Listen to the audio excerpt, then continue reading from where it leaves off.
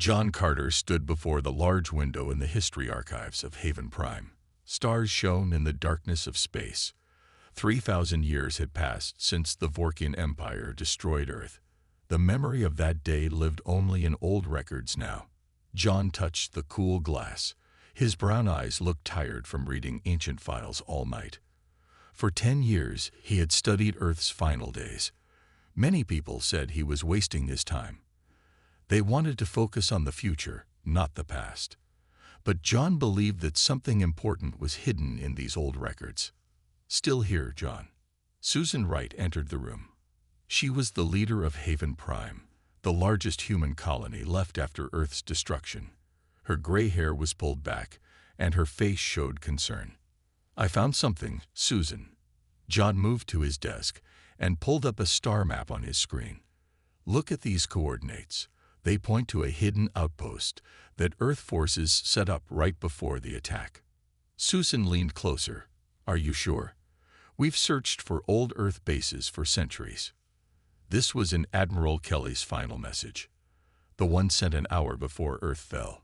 John pointed to a section of coded text. "I finally broke the encryption. The outpost contains weapons and ships that were never used. They might still be there." Susan straightened up and crossed her arms. "Even if you're right, that outpost is in Sector 7. Vorkian patrols go through there regularly. We've avoided their attention for hundreds of years by staying hidden. And what has hiding gotten us?" John stood up. 12 small colonies spread across the outer systems. Always afraid, always looking over our shoulders. The Vorkians don't even bother hunting us anymore because they think we're no threat. A small group of workers had gathered at the door, listening. One of them, Lisa Norris, stepped forward. She was the colony's top scientist. "Susan, I've reviewed John's findings. The coordinates are real, and scans show a moon in that system with unusual energy readings. Something's there." Susan looked at the growing crowd.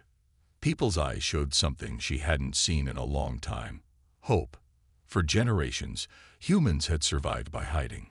The idea of finding something from Earth, something that might give them power against the Vorkians, was dangerous.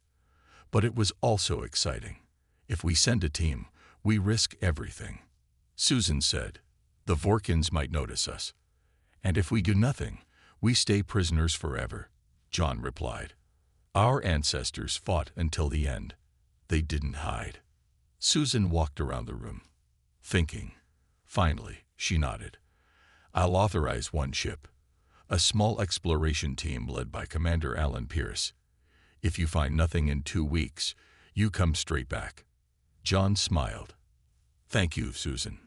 3 days later, John stood in the launch bay with Lisa and Commander Alan Pierce. Their ship, the Horizon, was small but fast. 20 crew members prepared for the journey. "This is a scouting mission only," Alan told everyone. "We find the outpost, see what's there, and report back. No heroics." Lisa checked her equipment. "The outpost might be damaged after all this time. I've brought tools to access any systems we find." John placed a small Earth flag in his pocket. It was an old tradition from the days when humans explored new worlds. "My grandfather told me stories about Earth, about blue oceans and green forests, about cities that reached the clouds." Alan placed a hand on John's shoulder. "If your discovery helps us fight back, maybe someday we'll see Earth again." The Horizon's engines fired up.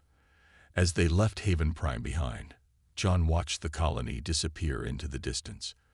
For 3,000 years, humanity had survived in the shadows. But maybe it was time to step into the light again.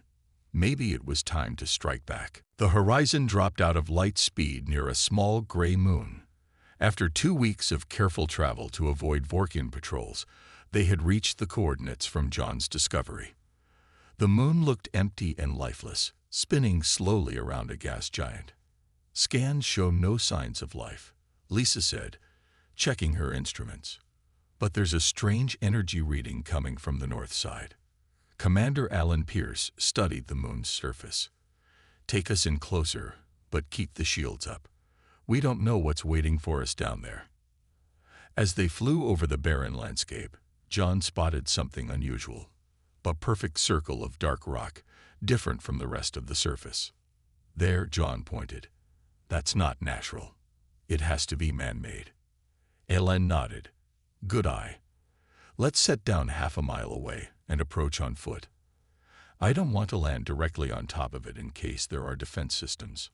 6 crew members, including John, Lisa, and Alan, put on spacesuits and walked across the moon's dusty surface. Their boots left footprints in the gray dust. Above them, the gas giant filled half the sky with swirling storms of orange and red.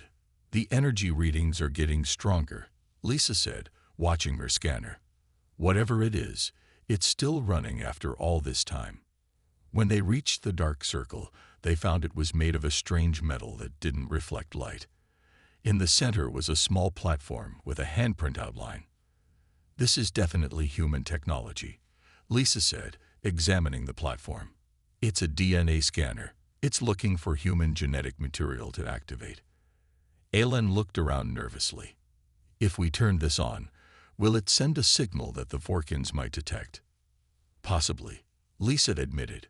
But we came all this way. We need to know what's here. John stepped forward. I'll do it. He removed his glove and placed his hand on the outline. For a moment, nothing happened. Then the ground beneath them shuddered. The dark circle split open, revealing a stairway leading down into the moon. Stay alert, Alan said as they descended. Their flashlights showed a long corridor made of the same dark metal as the circle above. At the end of the corridor, they found a large round room filled with sleeping computer terminals. Lisa went to the main console and pressed a button. Lights flickered on, and the computers hummed to life. A blue hologram appeared in the center of the room. It formed the shape of a human face, neither male nor female, but calm and serious. Identity confirmed. Human DNA detected. Activating ATLAS protocol, the hologram said. What is ATLAS? John asked. The hologram's eyes focused on him. I am ATLAS, Artificial Tactical Logistics and Strategic System. I was created in the final days of Earth by the last Defense Council. My purpose is to preserve humanity's most advanced technology and military knowledge until humans were ready to reclaim their place among the stars. Lisa gasped. You've been waiting here for 3,000 years. Yes. This facility is one of 12 hidden outposts containing Earth's final weapons, ships, and tactical data.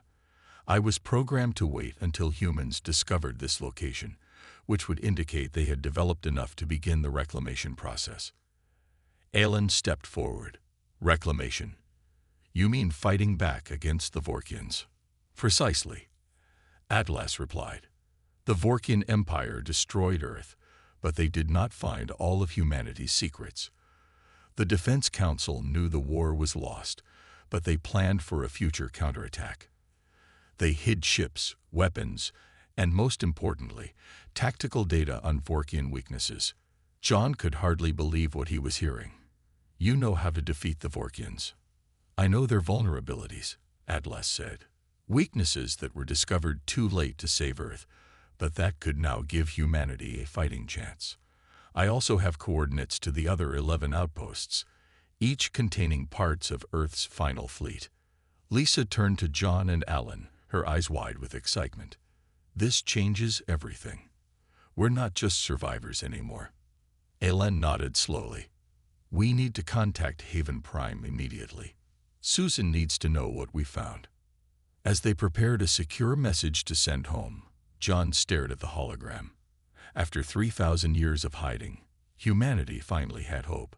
They had the means to strike back. News of the discovery spread quickly through Haven Prime. People gathered in large groups to talk about it. Some were excited. Others were afraid.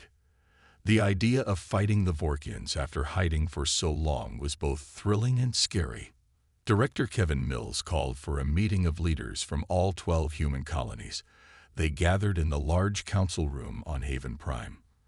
For security, they met in person rather than using video calls that might be detected. We all know why we're here, Kevin said, looking around the table. The horizon found something that could change our future. Commander Alan Pierce and his team have returned with information we need to discuss. Alan stood up and explained what they had found. He told them about Atlas and the hidden outposts with Earth's old weapons and ships.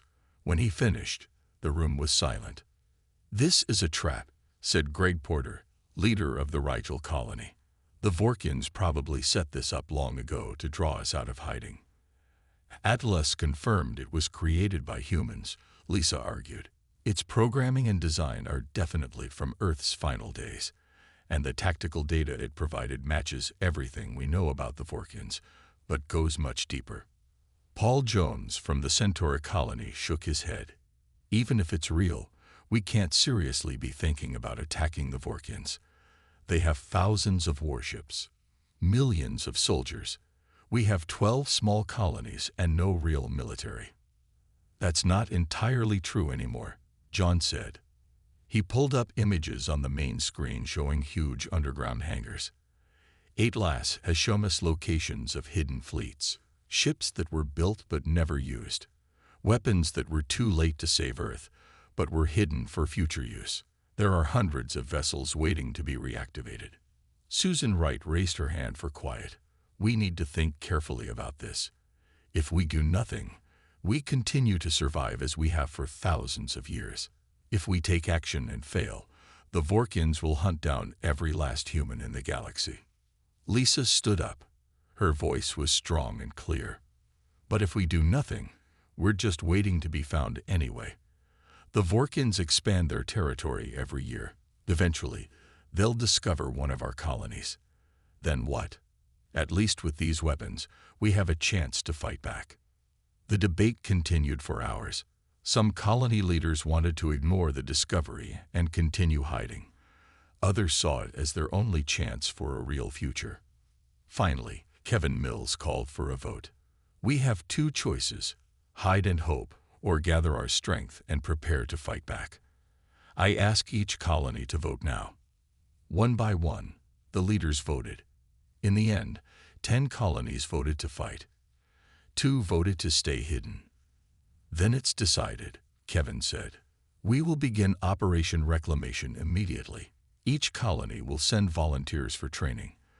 We'll start recovering the hidden outposts and preparing the old ships." The meeting ended, and the real work began. Haven Prime became the center of planning. Atlas was brought to their main base, where it helped design training programs for pilots and soldiers. Alan worked with military experts to plan recovery missions for each outpost. Lisa led a team of scientists studying the Vorkian tactical data. "Their ships have a weakness in their shield systems," she explained during a briefing. "A specific frequency that can disrupt their power cores. Earth discovered this too late, but we can use it now." John watched as Haven Prime transformed. Buildings that had been schools and farms were now training centers and factories. People who had been farmers and teachers were becoming soldiers and engineers. "Do you think we can really win?" John asked Susan one evening as they watched ships preparing for the first recovery mission. "I don't know," Susan answered honestly. "But for the first time in 3,000 years, we're not just surviving. We're living with purpose. We're honoring those who died on Earth by finishing what they started." The next morning, the First Fleet left Haven Prime. Their mission: recover the largest cache of Earth ships hidden in the Arcturus system. Operation Reclamation had begun. Captain Eric Russell stood on the bridge of the Defender, one of the first Earth ships they had recovered from the hidden outpost. The ship was 3,000 years old, but it still looked new. It had been kept in perfect condition by automatic systems all this time. "Status report," Eric said to his crew. They had been in the Arcturus system for 3 days, working to recover more ships from the largest hidden cache. "We've activated 15 more vessels," said his second-in-command, Linda Grant. "The automatic pilots are bringing them out of the asteroid field now. We should have all 50 ships ready in another 2 days." Eric nodded with satisfaction. The mission was going well.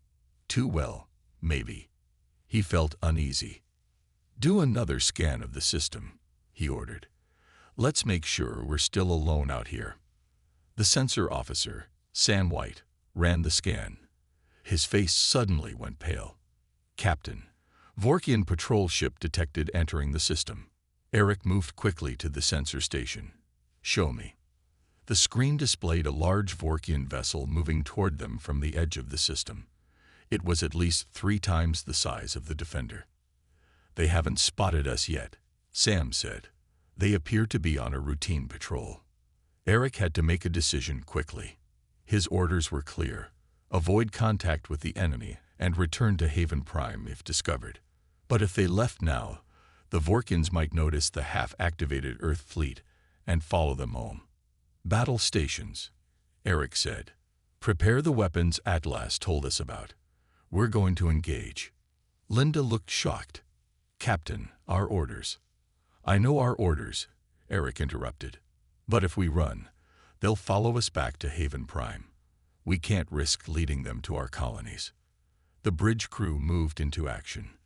The Defender powered up weapons that hadn't been fired in 3,000 years. The Vorkian ship has changed course, Sam reported. They've detected us. They're sending a signal to their home base. Jam their communications, Eric ordered. Then move us between them and the cache. We can't let them see the other ships. The Defender surged forward, its engines glowing blue against the blackness of space. The Vorkian ship grew larger on their view screen. It was shaped like a giant arrowhead, dark gray with glowing red lights. They're charging weapons, Sam called out. Shields up, Eric responded. Remember what ATLAS taught us about their firing patterns. They always target engines first, then weapons. The Vorkian ship fired. Red beams of energy shot toward the Defender. But the ancient Earth ship was ready. Its shields, designed specifically to counter Vorkian weapons, glowed as they absorbed the attack. Shields holding at 92%. Linda reported, surprise in her voice. Atlas was right. These old Earth shields are effective against their weapons. Return fire, Eric ordered. Target their communication array first. The Defender fired blue pulses of energy that struck the Vorkian ship with precision. The enemy ship's communication dish exploded in a shower of sparks. Direct hit, Sam shouted. Their communications are down. The Vorkian ship turned to bring more weapons to bear. The space around them lit up with energy beams and explosions as the 2 ships battled. The Defender was smaller but faster, circling the larger ship and striking key systems. Their shields are failing, Linda reported after several minutes of battle. The frequency modulation is working exactly as Atlas predicted. Eric nodded grimly. Target their engines. We need to disable them, not destroy them. The Defender fired again, striking the Vorkian ship's main engines. The enemy vessel went dark for a moment. Then emergency lights came on. It was floating powerless in space. Scan for life signs, Eric ordered. Crew is alive, Sam confirmed. They're in emergency survival mode. Eric looked at the disabled Vorkian ship. This was humanity's first victory against their ancient enemy in 3,000 years. But he knew it was just the beginning. Send a message to Haven Prime, Eric said. Tell them we've had first contact with the enemy. Tell them, he paused, tell them that we won. As the message was sent, Eric knew that the Vorkians would eventually discover their missing patrol ship. The war that Earth had lost 3,000 years ago was about to begin again. On the Vorkian homeworld of Vor Prime, Admiral Skalath stood before the High Command. 6 Vorkian leaders sat at a tall table, looking down at him with their yellow eyes. Vorkians were tall beings with gray skin and 4 arms. They had ruled most of the galaxy since destroying Earth 3,000 years ago. A patrol ship has been disabled in the Arcturus system, Skalath reported. Before contact was lost, they transmitted images of the attacking vessel. It appears to be of human design. One of the High Command members leaned forward. Impossible. We destroyed their homeworld and military capability 3 millennia ago. The evidence suggests otherwise, Skalath said. He showed them images of the Earth ship. Our analysts believe this is an old Earth vessel, one that somehow survived the war. The High Command whispered among themselves. Finally, their leader spoke. Admiral Skalath, you will take a fleet to investigate this matter. Find these humans and eliminate them. They are nothing but a minor annoyance, but we cannot allow any resistance to the Empire. Skalath bowed with all four arms. It will be done. Meanwhile, on Haven Prime, the humans were preparing for war. The colonies had begun converting their industries to produce weapons and supplies. Susan Wright had been elected Supreme Commander of the newly formed Human Defense Alliance. The Vorkins will respond to our attack on their patrol ship, Susan told the War Council. We need to accelerate our plans. Lisa Norris, now head of the Science Division, showed them new designs on a large screen. We've been combining ancient Earth technology with our modern innovations. Atlas has helped us create ships that are faster and more powerful than even the original Earth fleet. In a training facility nearby, pilots practiced in simulators. Learning to fly the complex Earth ships was difficult. Many of the pilots had only flown small transport vessels before. Now they needed to master military spacecraft with advanced weapons. Maria Gonzalez, a young pilot from the Proxima colony, was showing exceptional skill. She has natural talent, Alan told John as they watched her training. She's learned in 2 weeks what takes most pilots a month. John nodded. We'll need people like her. Atlas estimates the Vorkins will send at least 300 ships once they realize what's happening. How many will we have ready? Alan asked. Maybe 100, if we can recover all the hidden catches in time. John answered. We'll be outnumbered, but Atlas says we have the technological advantage. The Vorkins haven't changed their ship designs much in 3,000 years. They haven't needed to. They've had no real enemies until now. A communication officer rushed into the room. Commanders, we've intercepted Vorkian transmissions. They're gathering a fleet. At least 200 ships. John and Alan looked at each other. It's starting sooner than we expected, Alan said. We need to establish a proper military base away from the colonies. They brought the idea to Susan. If the Vorkins track us, we can't lead them to our civilian populations. Alan explained. We need a base that can be defended but is far from our colonies. Susan agreed. Atlas, do you have a recommendation? His hologram appeared. The ice moon Callisto 9 in the outer regions would be suitable. It has natural caverns that can hide our fleet, and the ice contains minerals that will confuse Vorkian sensors. Within days, ships began transporting equipment and personnel to Callisto 9. Engineers carved out hangars in the ice. The recovered Earth ships were brought there for final preparations. Maria Gonzalez was assigned to lead a special mission. We need to steal their communication codes, Susan explained to her. Without them, we're fighting blind. With them, we can monitor their movements and maybe even send false orders. Maria nodded. I understand the risks. My parents died when Vorkins found our small outpost 10 years ago. I've been waiting for a chance to fight back. As Maria's small team left on their dangerous mission, the rest of the human forces continued preparing. The ice base on Callisto 9 grew larger each day. The first true human military headquarters in 3,000 years was taking shape. The storm was rising, and humanity was getting ready to face it. The alarm sounded throughout the Proxima colony. Red lights flashed in every building. People rushed toward underground shelters. On the command center screens, hundreds of Vorkian ships appeared, moving toward the colony. How did they find us? Susan asked. She had arrived at Proxima just 2 days ago to inspect their defenses. Unknown, replied the colony's defense officer. They just appeared at the edge of our system. They'll reach us in 3 hours. Susan activated the emergency communication channel. This is Supreme Commander Wright. The Vorkian fleet has found Proxima colony. All available ships proceed to these coordinates immediately. This is not a drill. At the Callisto 9 base, Commander Alan Pierce received the message. Prepare all ships for battle, he ordered. We need to launch within 30 minutes. Pilots ran to their vessels. Engineers made final checks on weapons and shields.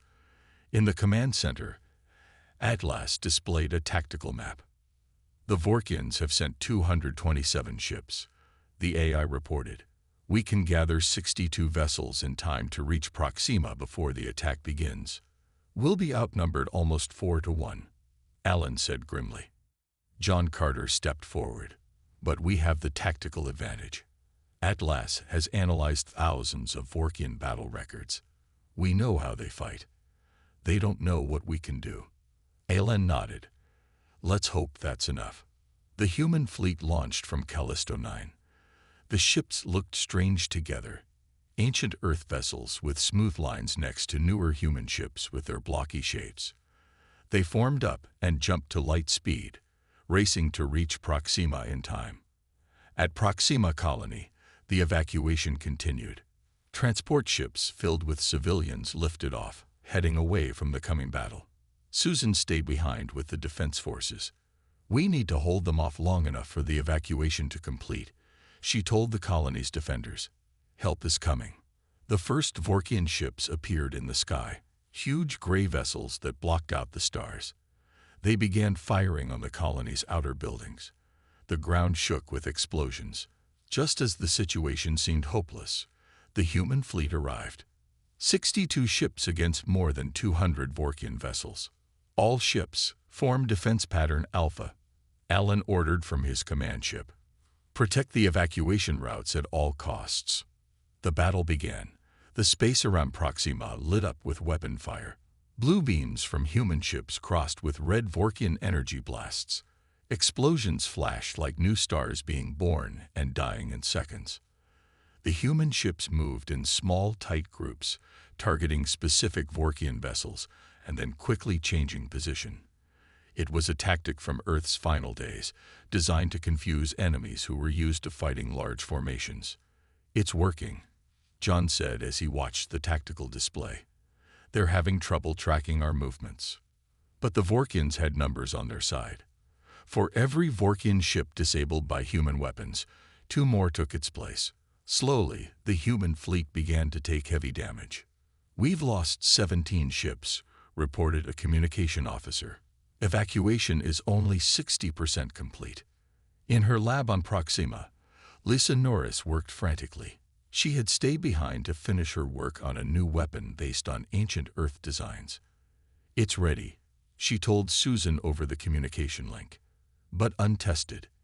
It might disable our ships too. We're running out of options, Susan replied. Do it. Lisa activated the device. A wave of energy spread out from Proxima, washing over all the ships in the battle. For a moment, everything went quiet. Then, one by one, a third of the Vorkian fleet lost power, their lights going dark. It worked, Lisa shouted. Their shield frequency couldn't adapt in time. The human ships, protected by modifications Lisa had made, continued fighting. With a third of the enemy fleet disabled, the battle became more even. The last evacuation ships are away, Susan reported from the colony. We need to withdraw now. Alan gave the order. The human fleet began pulling back, covering the retreat of the final ships from Proxima. They had lost 29 vessels, nearly half their fleet, but they had held off the Vorkians long enough. As they jumped to light speed, leaving the burning colony behind, Alan looked at the tired faces of his crew. This wasn't a victory, he said quietly, but we showed them that humanity isn't helpless anymore. We showed them that we can fight. On his flagship, Admiral Skalath watched the human ships escape. For the first time in his career, he felt something new: doubt. These humans were supposed to be weak, scattered remnants. Instead, they had fought with unexpected skill and technology. The High Command must be informed, he told his officers.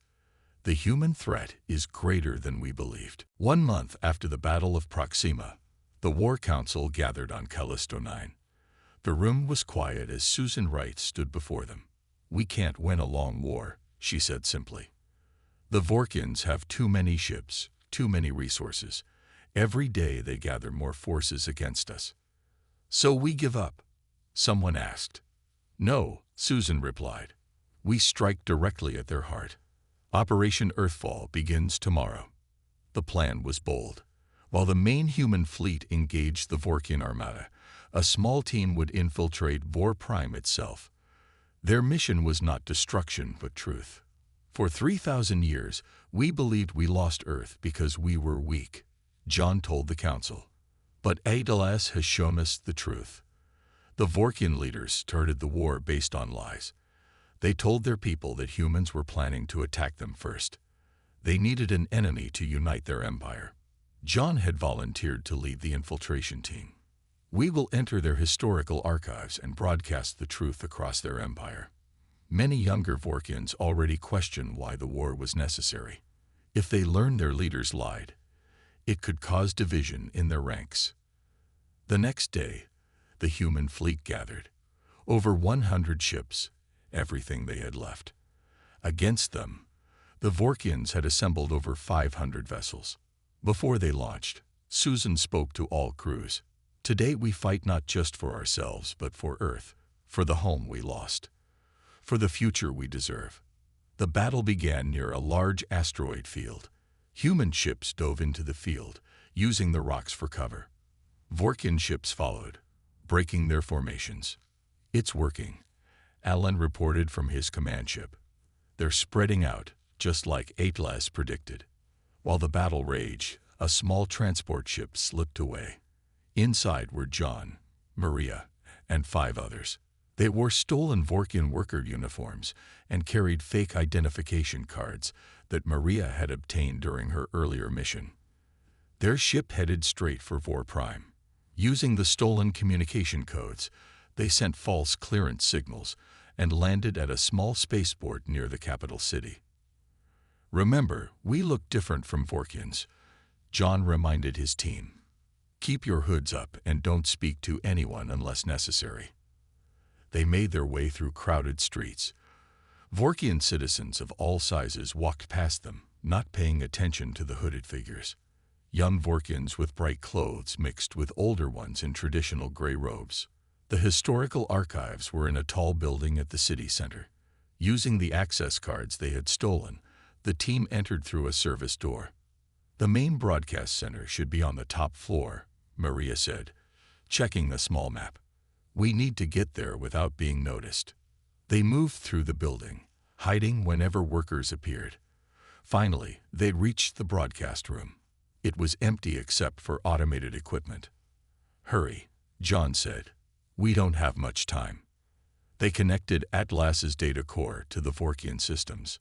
The AI began uploading the truth about the war, records from Earth's final days, showing that humans had been seeking peace when the Vorkians attacked. It showed the Vorkian High Command's secret orders to fabricate evidence of human aggression. Alarms began to sound. Security is coming, Maria warned. Just a few more seconds, John said, watching the upload progress. The door burst open. Vorkian security forces rushed in, weapons ready. They surrounded the human team. It's too late, John told them calmly. The truth is already being broadcast to every corner of your empire. On screens throughout the building, throughout the city, throughout the entire Vorkian empire, the evidence played. Billions of Vorkians watched as their long-held beliefs about the war with Earth were challenged. In space, the battle paused as the broadcast reached the Vorkian ships. Confused officers questioned their commanders. Some ships stopped firing. Admiral Skalath watched the broadcast on his command ship. The evidence was clear. The war that had defined Vorkian history for 3,000 years had been built on lies. On Vor Prime, young Vorkians took to the streets. They demanded answers from their leaders. Within hours, parts of the military joined them. The High Command ordered a crackdown, but many refused to obey. 3 days later, representatives from both species met on the ruins of Earth. The old Vorkian leadership had been overthrown. A new government sought peace. This place seems familiar somehow, John said as he walked on Earth's surface for the first time. The ground was still scared from the war, but plants had begun to grow again. Susan stood beside him. It's not the end of our journey, just the beginning. In orbit above them, ships from both species worked together. Plans were made to rebuild Earth. After 3,000 years, humans were finally returning home.